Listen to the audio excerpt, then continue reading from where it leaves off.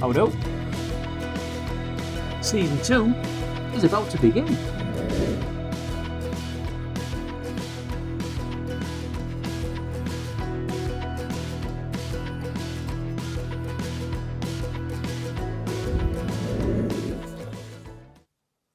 Designs are almost finished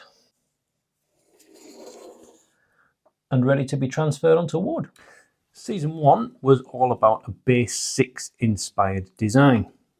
This time we're going fretless.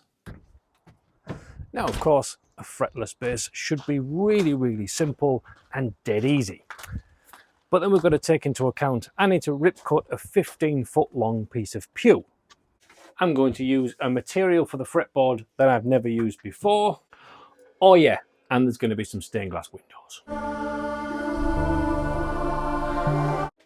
All wrapped up in a completely custom design with an Ampeg scroll base little bit of a hint. You can investigate that in your own time. And this is going to end up being something pretty phenomenal. Quite a bit of electronic stuff in there that I've not done before as well. This isn't going to be the simple build that it really should be.